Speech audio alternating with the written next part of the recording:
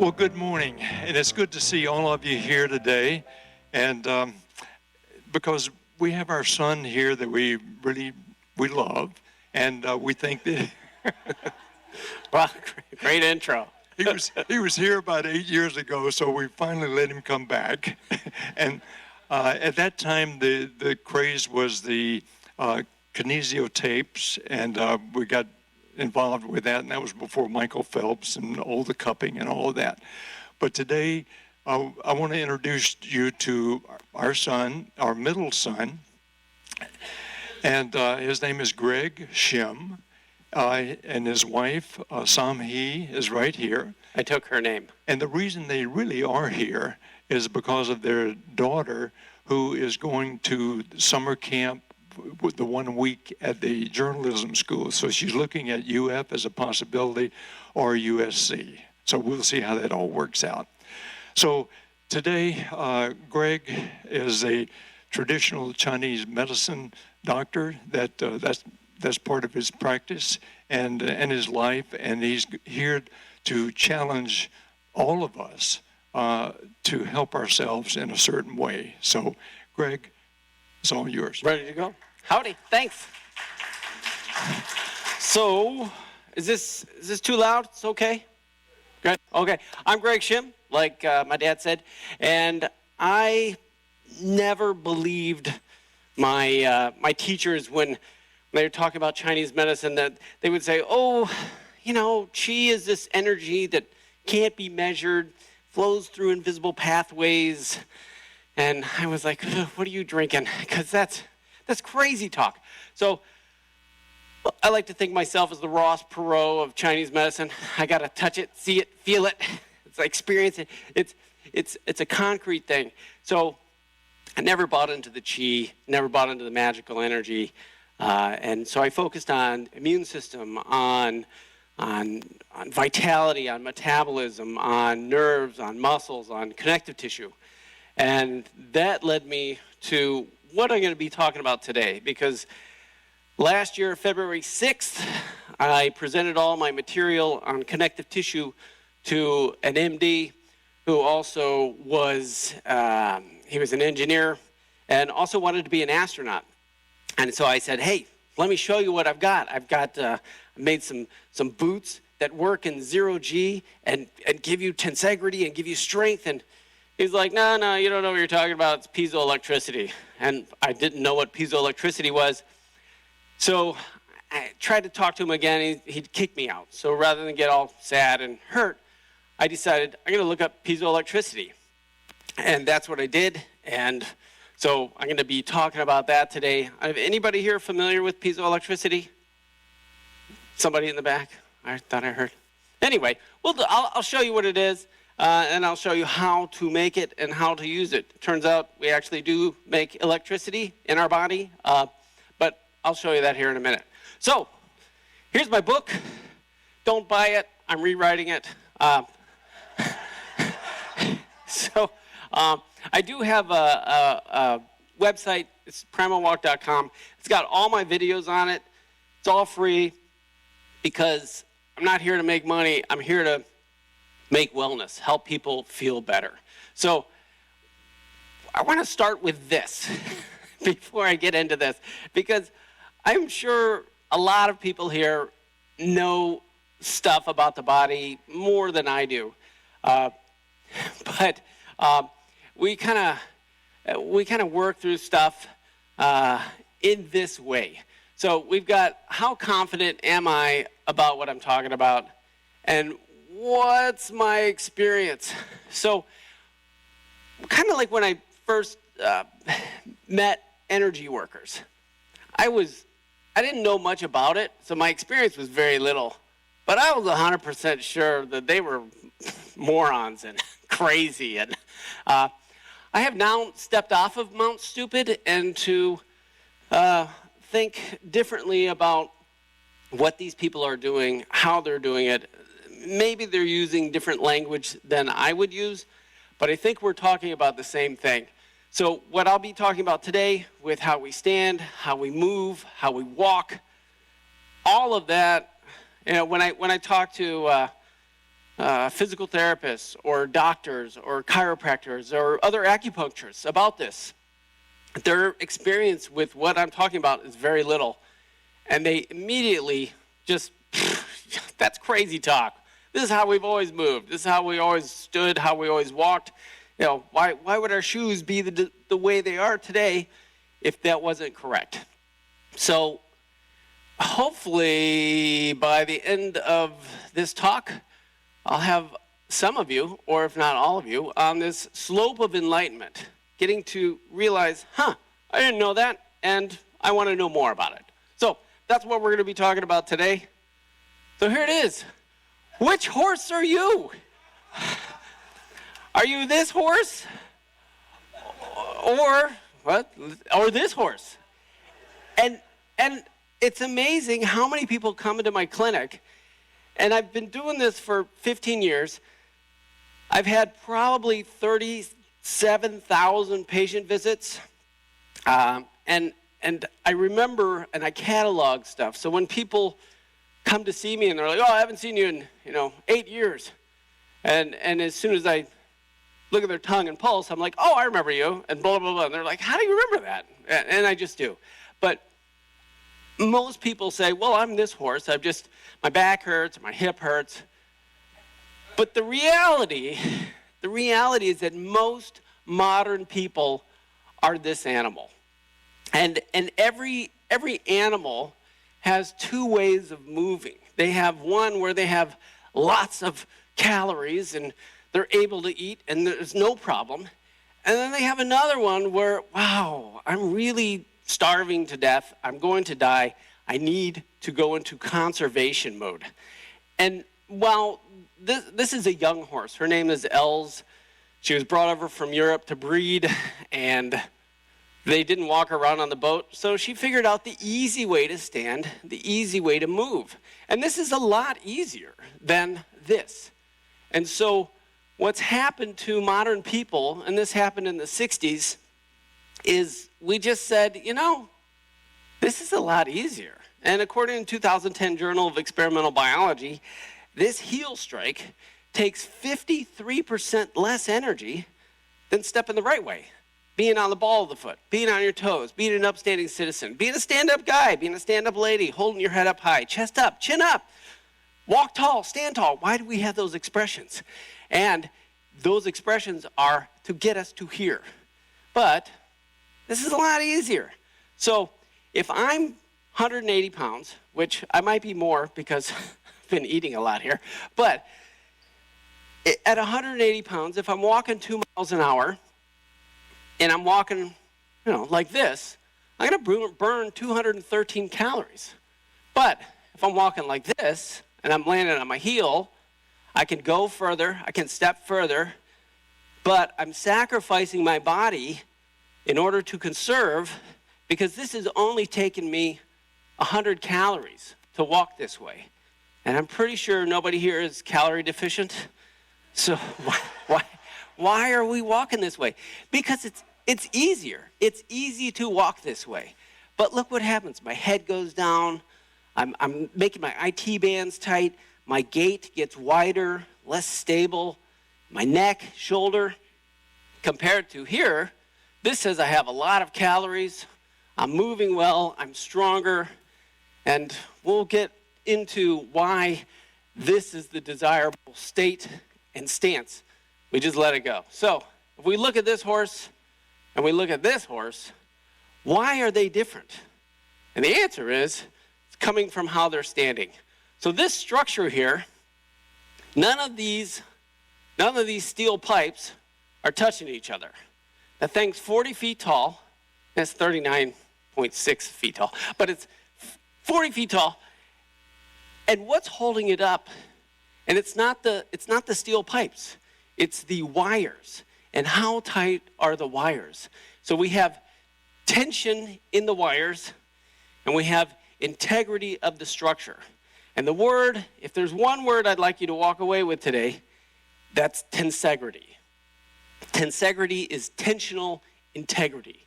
And the more tensegrity you have, the stronger you're going to be. So, I don't know, if you're able to stand, I just want you to feel this. So stand as you're able. Yeah, right now. And just stand like you normally stand. You're kind of on your heels. You're resting like, wow, this is relaxing. A lot of people will stand on even on one leg and, oh, this is great. Go ahead and press on your stomach. It's soft. It's mushy. Like, feel it. Press. You feel how it's soft and mushy? Yeah. Now, shift to the ball of the foot. You don't have to go tiptoe. Just put the weight on the ball of the foot. Lift the chest as high as you can. Pull that chin in. We want this right over our ear. And now press on your stomach. You feel it's tight? And now walk in place on the ball of your foot. You're going to feel squeezing. So you're squeezing these wires. You are passively engaging your connective tissue. And connective tissue is kind of the red-headed stepsister or stepdaughter, or whatever that expression is. I'm not really good with idioms. But we ignore connective tissue. Everything's about, oh, the nerves, your brain, oh, your bones, osteoporosis, oh, your immune system. But it's all housed by this connective tissue. This is a solid house. And if you want, you can sit back down. But this right here, this is not a solid house. This is mushy, this is soft, and bad things happen to this structure. So back to this horse. She can't be healthy. You can do surgeries on her. You can fuse her spine. I'm not an advocate of shooting animals, but usually on the farm, they shoot these animals because they become mentally ill. They have immune problems. They have joint problems. They have bone problems. Sound like any other species you know? Whereas this horse or this animal, they don't have it. When you were growing up, you didn't see autoimmune diseases. You didn't see tons of osteoporosis. You didn't see concussions. I mean, you guys played football with leather helmets, and you were fine. Today, you go to any kind of, you go to a chess tournament and someone gets a concussion. I mean, it's just, the wind blows. Because this animal here is not going to be strong, and it's not just about strength. So if we look here, you can see the lines that are drawn. You see how she's stacked up on her bones? That's you standing. I'm stacked up on my heels, and I'm just lined up. I'm not even stable standing that way. But I'm lined up, and I'm stacking everything. Whereas this horse, see that bend? Right there. This is your ankle. That joint needs to be loaded. And then this horse is on the ball. It's on its finger, but basically, here it is. Boom. This thing right here, ball of the foot, there's the ankle. This being here is what gives us this tensegrity. It gives us the strength and keeping that chest up, that chin in. That's why we have the expressions. Hey, chin up. Hold your head up high. My daughter and I watch Chopped a lot. And it always seems like the guy who loses or the woman who loses, like second place, and she's walking out. She's like, well, I worked really hard, but at least I can hold my head up high. Like, you're not holding your head up high. This is holding the head up high. So, what's next? Here it is, tensegrity, our tensegrity structure. And again, you can see none of these pipes are touching each other. They're all suspended in this house of connective tissue. So why do I want to do that? So we're going to look at animals all over the place. So this collagen that you have, where did that thing go? Here it is. Has a really unique property. Anybody ever seen one of these things? It's a grill letter, right? You've seen these before. And you can mess with these at your house. Just don't burn yourself. But if you put your finger on the end here, and then you squeeze it, you're going to see a little tiny arc of electricity, just a little flash. I mean, you can play with this all day long if you want, but there's a little arc of electricity. My question is, what's making that low-density alternating current? Anybody know? No? Quartz. Quartz is a material that is piezoelectric. So piezo is Greek to squeeze or to put pressure on. But when you squeeze quartz, the way that material is set up, when you squeeze it, because you got to squeeze that thing pretty hard, right? And it hits it and it squeezes it, and that shoots off a low density, meaning you can't feel it, alternating current.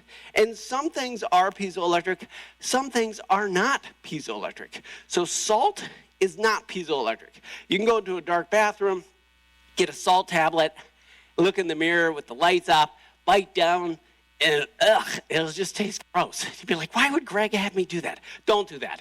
Get sugar. Sugar is piezoelectric. So you can take a wintergreen lifesaver, you can take a sugar cube, go into that dark bathroom, shut the door, and then look in the mirror and bite down, and you'll see dark blue arcs of electricity. And again, it's low density, so you can't feel it, but you'll see it. It's there. It's a real thing. And there are tons of different things that are piezoelectric. Sugar, topaz, quartz, and then there's things that are man-made. So they tend to be ceramics or polymers. And they are designed in such a way that when they get squeezed, they make electricity, just like this little guy. So let's take one of the, like a ceramic, a piezoelectric ceramic. They make these little discs, they put them in kids' shoes, the kid lands on the heel, it squeezes that ceramic, it makes a low density alternating current. It's enough to light up the shoes. You've seen those light up shoes? Yeah. There's no battery in those, so there's no battery in this. It is a piezoelectric property of the material, and it shoots off electricity, it lights up the shoes. The crazy part that I learned on February 6th when I presented all my stuff to that doctor, and he said, get out of here, you don't know what you're talking about, it's piezoelectricity. Turns out neither of us knew what we were talking about. I was talking about connective tissue, collagen. He's talking about piezoelectricity, about what happens in space and why people suffer in space. Turns out collagen is piezoelectric. And with tensegrity, I'm going to produce way more current. I mean, you could feel the squeezing, correct? You felt the difference? With this passive engagement, I'm producing a lot of current. This one, yeah, I'm producing some because of gravity, but I'm not passively engaging. This is all soft and mushy. I can jam my hand in there. But this, tight, and again, I'm not tightening because who wants to walk around like this? I'm relaxed, but it's passively engaged. So everything in Animalia, so pigs, snakes, chickens, us, we're made out of collagen, and that's a piezoelectric material. I recently, following my mom's footsteps, became a master gardener. And while we were there, the head entomologist from CSU, Colorado State University, he came down and he started talking about bugs. And for the last 9 years, I've been trying to disprove this idea. And so I'm like, oh, here it is. Bugs, they're not made out of collagen. They don't have tensegrity. What the heck? That's crazy. So he starts talking, so I'm like, what are bugs made out of? What gives them that hardness and the rigidity, even in a caterpillar? And the answer is chitin, C-H-I-T-I-N. Chitin is insanely piezoelectric. It's more piezoelectric than collagen. They're using chitin to make nanofibers that when you put a tiny bit of weight on them, they create the current, which becomes a sensor. So I'm like, oh, well, bugs can't possibly have tensegrity, and it turns out they do. So this is they made a caterpillar robot, but they're basing it off of a caterpillar and how a caterpillar moves, and the answer, how they move, is with tensegrity. So I stand the right way, I'm on the ball of my foot, my chest is up, I'm maximizing my current. I'm walking here, on my heel, my head's forward.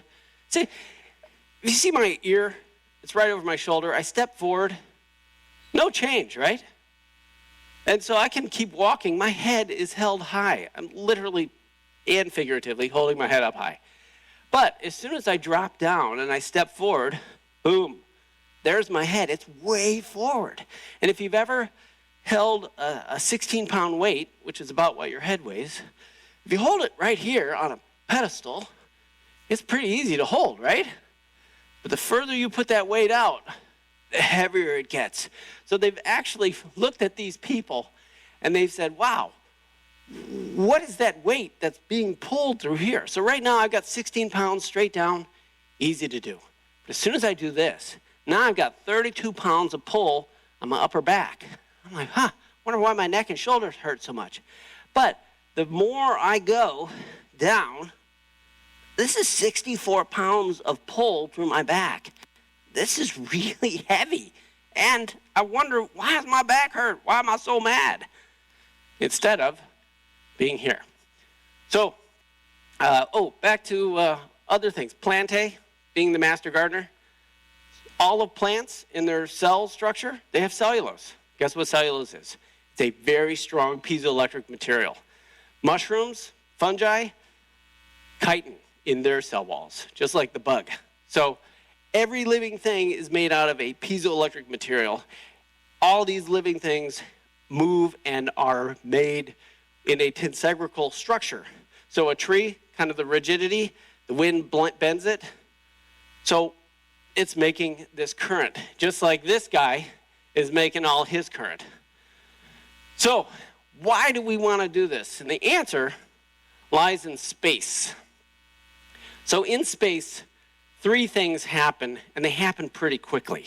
And I don't know if you know Scott Kelly, he was, or know of him. Maybe some of you know him. But if you know of him, he was in space for 340 days. And they make astronauts exercise 2.5 hours every day, getting their body to do this. And this is what that doctor was talking about, this piezoelectric piece. Because without piezoelectricity, bad things happen. And the National Institute of Health and NASA both say that piezoelectricity drives healthy tissue growth and regeneration of tissue. I'm going to show you how they're using a low-density alternating current, which is piezoelectric current, in today's medicine, but I'm also going to explain why it regenerates. So the first thing that happens in space, when astronauts go up, and the first astronauts, they had it bad because they didn't know this stuff. You get space fever. And space fever is coming from this thing, this lamina propria. It's underneath all your skin, and it wraps around all your joints, or all your glands, and your intestines, and your guts.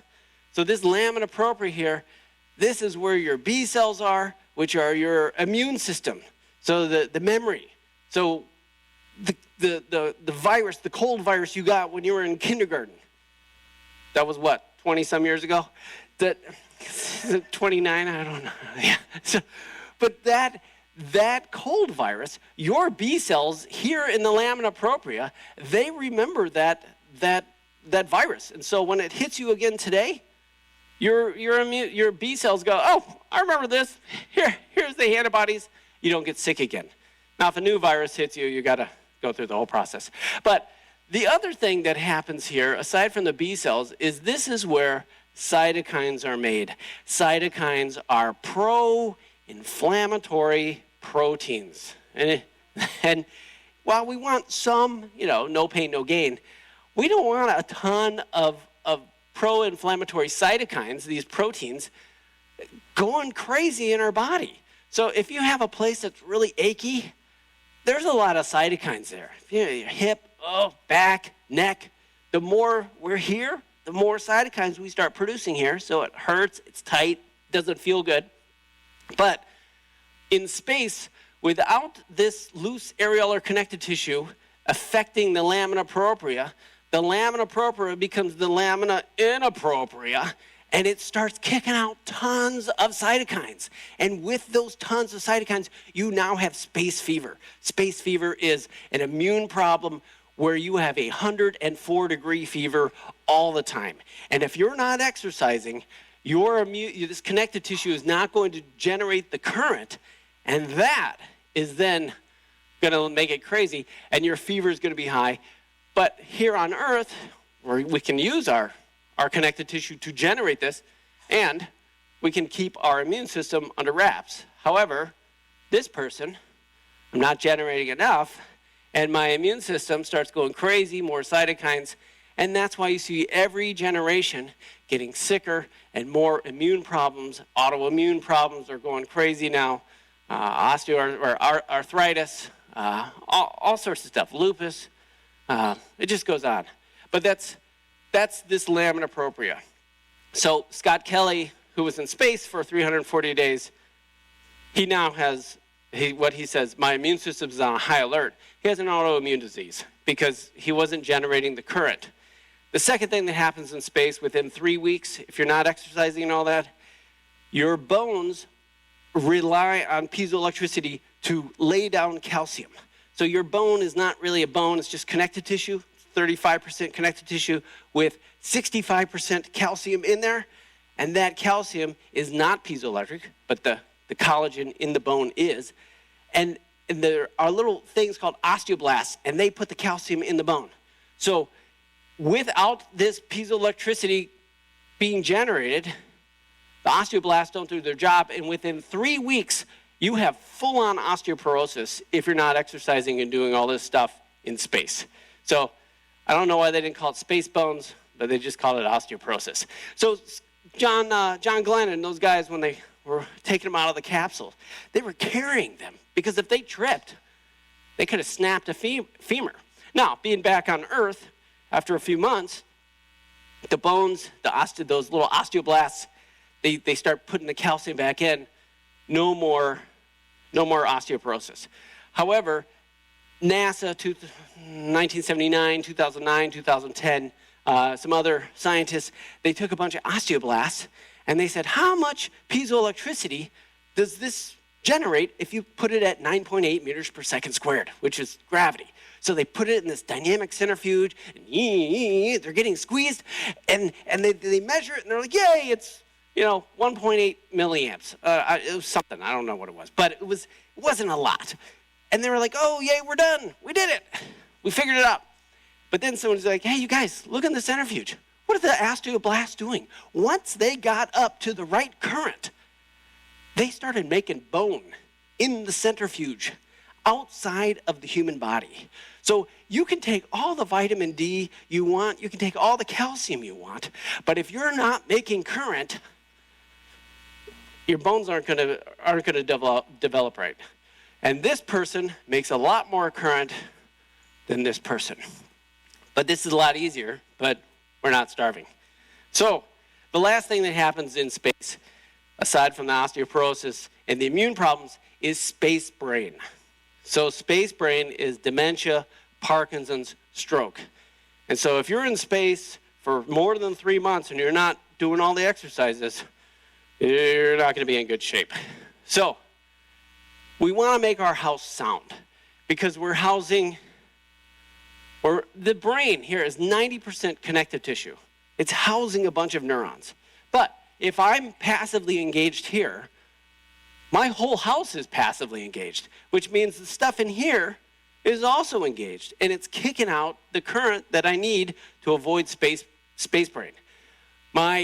In through here, this is where you felt, but this is where a lot of your immune system takes place, and your guts are happening and stuff. But if I'm this house, it's not going to work right.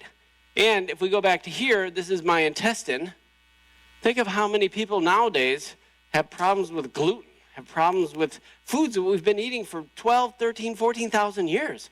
No problem. Suddenly, I can't eat this. I can't eat that. Now, 5 years ago, I was gluten-free because I couldn't do gluten. My immune system, from being a swayback for so long, was going the route that so many other people are doing. However, after 5.5 years of walking this way, suddenly I could eat gluten, and I had no problem. And I have other patients who have been walking 6 years like this. I've been doing it for 9 total. But after about 5.5, 6 years, suddenly their teeth clear up, their immune system goes right, they feel better, and it doesn't cost anything to stand and move the right way. There's no money in this. But there's definitely calories. But anyways, so make your house good, because you do that by standing the right, moving the right way. This guy gets really strong. Your gut, your immune system, the body is way stronger. I think I did it on Julianne. And if you want, after the talk, I'll be happy to demonstrate up here about how much stronger you are with tensegrity versus this person. This person is not strong. They're going to have problems. But this person, strong, and not all the crazy problems. So, when we were younger, because I'm 52, all the mannequins were like this, right? You remember that? Walking through Montgomery Wards or whatever, all of them. Look at how they are today. I mean, they're building in the humpity hump right there. And I mean, so it's kind of funny, but like for me, I'm so passionate about this, and I see the big picture. I was doing 1,000-piece puzzles when I was a little kid. It's just how my brain works. So I had a lot of puzzles, not a lot of friends, but that's okay. But you can see how poor all of this stuff is. We're normalizing, and we're saying that, oh, it's okay to be like this. And I know when it happened. It happened in the 60s because we had cars, we had restaurants, we had planes, and there were hardwood floors that had been down for 60, 70, maybe 80 years. And women had been walking on heels, remember the book on the head? And staying upright and no problem. But suddenly in the 60s, all of modern humans just said, you know, there's no bears eating us. There's no wolves. I'm not working in the field. This is so much easier. This is great. So suddenly, 125-pound woman, instead of walking on the balls of her foot, nice and tall, changing her gait, landing on her heels, 125-pound woman is going to generate 5,000 pounds of force in that tiny little heel. And all the hardwood floors that had been down for so long, suddenly they got dented all over the place. So they either ripped them out or they just covered up those hardwood floors with what kind of carpet? Shag carpet. So squishy. This is great. I love this. This is easy and it feels good. It doesn't hurt my feet. And then the other thing that happened in the 60s were the airliners that had been around for 20, 30 years. And again, this is just humans reacting rather than being proactive. The airliners that had been around for 20, 30 years, no problem. The guys walking around wearing the hole in the front of their shoe. Remember the hobo in the old movies? Puts his feet up on the table. Where's the hole in the shoe? It's up in the front, right? Yeah. How do you wear a hole in your front of your shoe? By walking on the ball of your foot, by being on the ball, by keeping on your toes, by being an upstanding citizen, by being a stand-up person. And suddenly in the 60s, guys are like, oh, this is a lot easier. This vibrational force, boom, boom, boom, boom, was damaging the structural integrity of the planes. So in the 60s, they re-engineered all the airliners for vibrational shock absorption. And they said, yeah, we figured it out. This is great. Then 1970, Nike invented the big cushion heel, which is what almost everybody's wearing. And then, by 1980, we're all wearing those shoes. Now, I was kind of the fat kid growing up, so when I had my first running shoes, I was like, I'm in shape, because round is the shape, right? So it just kind of went downhill from there. So we know when everybody changed their gait. And it was everybody, every modern human, even the humans born in the 20s and the 30s, they just said, this is a lot easier. I'm going to do this. And what happened was space brain, remember? Parkinson's, stroke, dementia. Suddenly, after these people started aging, it went through the roof, and it's getting worse. And space bones, right? Osteoporosis. So I highlighted this square here for the time of the next study. The next study is osteoporosis, ankle fractures from osteoporosis. It's the same time, it's the same line. This is for just the modern world. I mean, America's probably even worse. I think this one was Norway or Sweden, because they were tracking better than we were. But the immune stuff is the same kind of thing. Like, it's the same line, it's the same increase. There's same increases of autoimmune diseases. You never saw, autoimmune disease when you were growing up, and now it's ubiquitous. So I have a bunch of interesting studies that I'd just like to take a peek at. My only problem is I don't know I'm an Apple guy, so it's a little bit harder. Anyway, boop, here we go. So humans, all of us walked differently before 1500 AD. We walked on the balls of our feet. We were tall, we were strong, we had to be. The only people that suffered from modern diseases like thyroid, autoimmune, dementia, osteoporosis were kings and pharaohs because, hey, serve me. But the rest of us had to work. We had to move hard. We had to play hard. Even, the idea of caveman, right? So cavemen, they found this 60,000-year-old Neanderthal skeleton in Israel, and they scanned it into a computer, and you can see how straight and tall Neanderthal was. Neanderthal, like any other animal, had to walk this way. There's never been a species of animal in the history of the world that was allowed to not have tensegrity, except for us. And your generation is going to be healthier and stronger than my daughter's generation, or even my generation, because all of you, for the first 20, 30 years, maybe 40 years of your life, you were on the balls of your feet. You were running around. It wasn't until the 60s that you said, oh, this is good. But like my daughter, she was born into it. They now have 1 and 2 year olds who are being diagnosed with childhood onset Alzheimer's. You felt the squeezing, right? When you stood the right way and you walked in place, you felt how that squeezing. A pregnant woman walking this way, what's she doing to her baby? She's squeezing her baby as she walks. What's that baby made out of? Collagen. What is collagen? It's piezoelectric, and it drives healthy tissue growth and regeneration of tissue. So how do I know that? And boink. Here's that thing where I said it takes 53% less energy to walk the right way.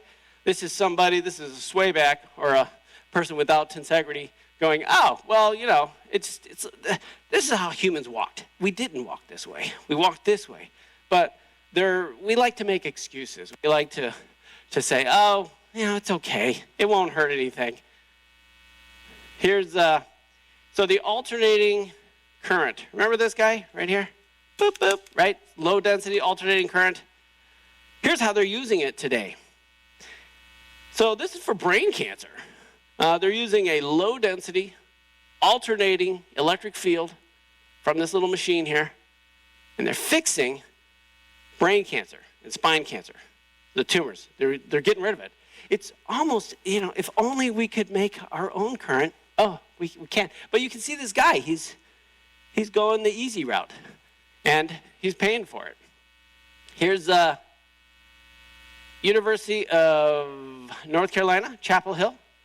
They're using a low-density alternating current, and they are fixing moderate to major depression. I wonder why depression keeps getting worse and worse, why suicide has gone up 30-some% in the last 20 years. And it's the 15 to 19-year-olds who are at the greatest risk. Here's Boston University. They're using a low-density alternating current, and they're using it to fix memory, dementia, fun things like that. Here's Indiana University, actually where I went to school, but I didn't study this. I was an education major. But this right here, once you start having voltage in the body, your body responds by dumping stem cells into the blood. How much voltage do I have in my body right here? Not a lot. How much do I have here? A lot. And if I exercise while I'm on the ball of my foot and those kind of things, I'm going to generate even more. So here I'm going to be dumping stem cells into my blood. That's going to help regenerate and fix problems like my torn labrum, like my jacked up knee, like my ankle, things that you can't tell that I have issues with. One, because if I stand like this, I'm stacking my bones, grind, grind, grind. Whereas here, everything's open and floating, like the first structures that I was showing. And finally, here's some stuff on piezoelectricity. We've got tendons, we got silk, we got wood, we got enamel, we got dentin, DNA. All this stuff is piezoelectric. And it's piezoelectric because of the structure of the material. And I have 13 fillings, and I have 2 crowns. The last crown I got, my wife will remember because I was chewing on a noodle. It was a chewy noodle, and part of my tooth just sheared off. I was like, oh, great. So, like I said, I have bad teeth. And when you look at fossil records, they have pretty good teeth. And why is that? So your teeth are piezoelectric. Not the calcium in it, but the actual collagen that is the matrix that's holding all the calcium in there, but also dentin and enamel, which are part of your teeth. So as you chew, you're generating a current. What is that current doing to the tissue around it? It's helping the immune system. So remember space fever, the immune system, and Scott Kelly, his immune system is all jacked now. If I create enough current, I'm going to be able to kill the bacteria that causes tartar and plaque, right? But how much piezoelectricity am I making here? Not a lot. So my immune system suffers, and so I get a lot of tartar and plaque buildup. So every 6 months, that would happen. But at 5.5 years, I go into the dentist, and they're like, you don't have any tartar and plaque. I'm like, no, I always have tartar and plaque. And it's because I'm now able to kill the bacteria that causes tartar and plaque. And that same bacteria, if it gets into your bloodstream, gets to your heart, you've got endocarditis. You've got this growth, and it clogs up your arteries. Last year, they found, that same tartar plaque causing bacteria gets in the brain, it contributes to Alzheimer's, space brain. So unless you walk tall, unless you stand tall, this is, you go to developing countries, the people are doing this. If they pick something up, they hinge because they have to. They have to work hard. But here in the States, we just, I can pick that up. That's all good. And then I wonder why I'm hurting. Because we're not using our bodies right. But when we use our bodies correctly, they can heal. My teeth now, fantastic. If you want to come up afterward, you can look. This is 3. I brush and floss every day. But I haven't had a tooth cleaning in 3.5 years, a professional tooth cleaning. Because I went in 3.5 years ago, and they're like, we don't have to do anything. I'm like, oh, great. Then I went 6 months later, and they're like, looks great. I went a year after that. They still charged me $94, but they didn't do anything. They were just like, oh, I don't know what you're doing, but it looks great. And so this past year, I just canceled the appointment because my teeth there's still no tartar and plaque. Ottawa and Edmonton, they're close to each other. Ottawa, because everybody was like, oh, we got to take fluoride out of the water because fluoride causes autoimmune disease, causes autism, causes dementia, causes osteoporosis, causes all the stuff that this actually causes. But we like to blame. We like to point fingers. So they pointed their fingers at fluoride. And so Ottawa took it out of the water. And Edmonton, which is close by, they didn't. Over the next 10 years, tooth decay went through the roof. And so Ottawa paid $855 million to put the fluoride back into the water. And guess what happened to tooth decay? It came way down really quickly. So why would fluoride help your teeth? And a dentist is like, well, it makes it harder. That doesn't do anything. I don't care how hard your teeth is. If you're getting tartar and plaque, that's something totally different than how hard your teeth are. Fluoride, turns out, because I looked it up, is the #1 piezoelectric film so polyvinylide fluoride. Fluoride is insanely piezoelectric. And when you take a little bit into your body, it'll displace the calcium. So calcium is not piezoelectric. It plugs itself in. So now you have dentin, enamel, the collagen that holds your tooth together. And now you have fluoride in there. And that is extra piezoelectricity. That's going to make my immune system in this area work better. And less dental decay. So anyway, hopefully I shined a little light. I'd be happy to take some questions. And people, we got to, hold on, he's got to get the mic. Yeah, I know. Stand up. I'm always yelling at him. But you probably remember when you were little kids, your grandparents say, sit up straight, walk right, stand up tall. And we, I'm working on my dad. So go ahead. I do Tai Chi Chuan. Uh-huh. So to me, I was relating what you were saying. There we go. I do Tai Chi. Yep. Try to do it every day, but sometimes I miss. But I find your whole lecture was totally consistent with what I visualize as Chinese medicine in a bigger sense. Yeah. So the initial part of your lecture, where you kind of poo-pooed these alternative medicines, I found that what you were saying was totally consistent with a view that a Tai Chi man or a G instructor would also agree to. Right.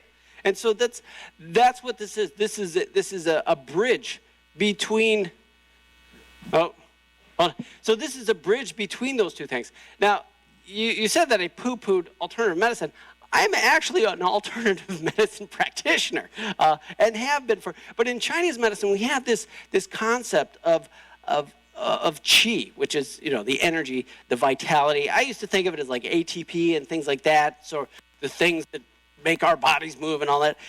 But I've moved it forward. I've gotten off Mount Stupid, and from the first where I'm like, all right, there is an energy, and we have this idea called zheng qi. Zheng qi is the source of all other qi, and it translates to three things. One is chest qi. The next thing is upright qi, and then the final one is correct qi. And without zheng qi, the body can't work. So am I upright? Am I correct? Is my chest, being presented? No. There was an old saying that when a Russian walked around the corner, the first thing you'd see is their chest.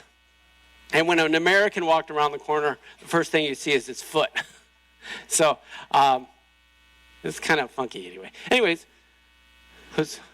Okay, so kind of on the same line, I've never cared much for Ross Perot, and I like the concept of qi. Right. So is piezoelectricity just your more scientific way of looking at qi? I think it's a scientific method to explain what qi is.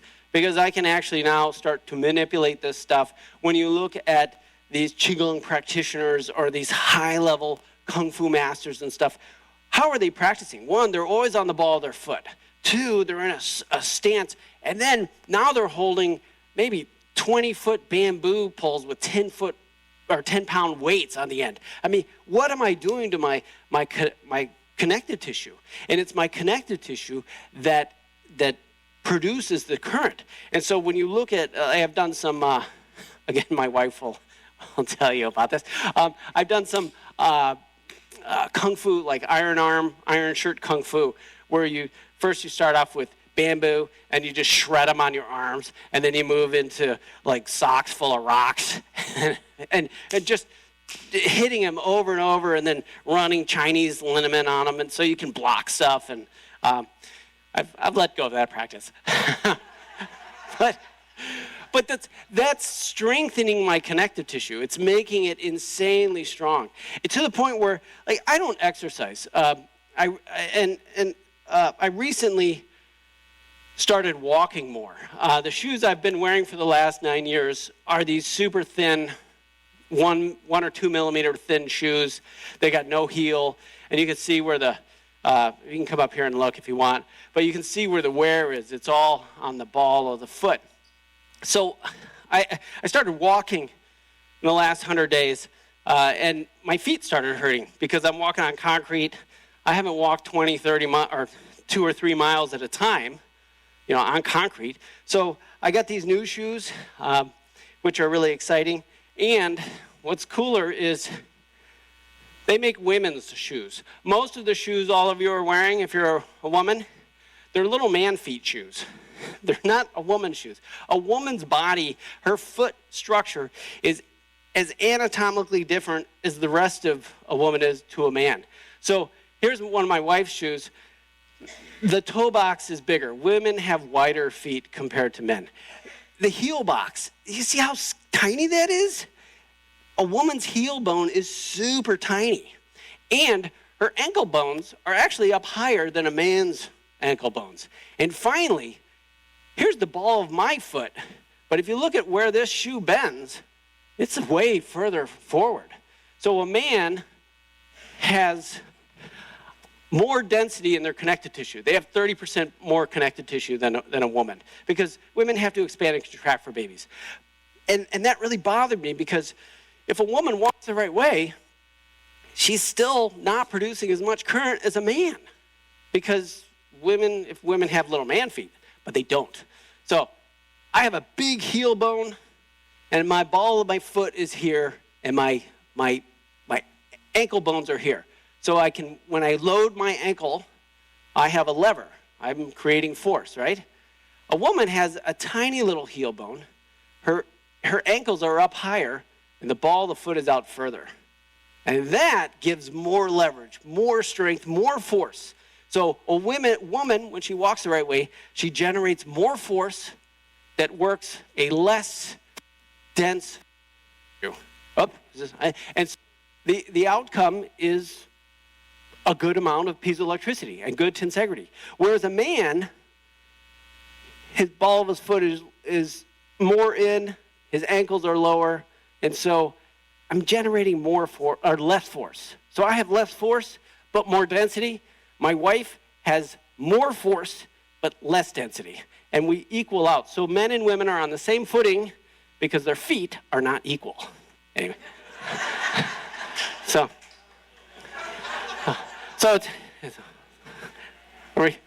any other questions, Harvey?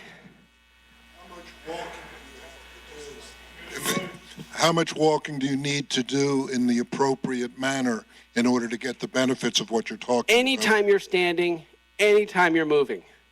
So could I borrow somebody's walker? Would that be okay? Yeah, I know, a walker. Could I use one of these? Which okay, here we go. All right. So how can I walk right in a walker? And the answer is anytime you're standing or moving. So here's our regular, I'm just going along, I'm going here. I can get on the ball of my foot, I still have stability, I can try to pick my chest up and maybe pull these guys up a little further so that eventually I'm using my walker. I mean, I'm not going to reset these, but if you can imagine, if I pull them up higher, I can hold myself up. I still have some stability. I'm still putting some weight down here, but I'm still standing tall. And so anytime you can stand, anytime you can move, and any joint can create this tensegrity. So here I'm on the ball of my foot. Do I want to put the heel of my hand on here? No, I want to put here. Because if I'm here, I'm going to create tensegrity. If I have enough tensegrity, then suddenly these kind of movements, yay, it's so hard. Wow. Like that kind of stuff is easy. And I don't work out. I was the fat kid growing up. Anytime I tried to do sports, I'd get injured because I was such a hard heel striker. But thank you. answer your question, as much as feels comfortable. So one of the things I'm working with my dad, I got him these big cushion shoes. And I got these big cushion shoes because I was all like, no, primal, yeah, primal walk. We're going to have close to no shoes is all. And while the American Academy of Pediatrics says to do that, and it says that constrained shoes and funky shoes where you have a big heel and a thin front like most shoes, those cause deformities and weakness in feet. And when should you ever let that go? Every kid, when they first start walking, they're on the balls of their feet. And then like, quit walking like a princess, walk like a man, And this, we've got Mickey, we got Minnie, we got Donald, right? And then you got Goofy.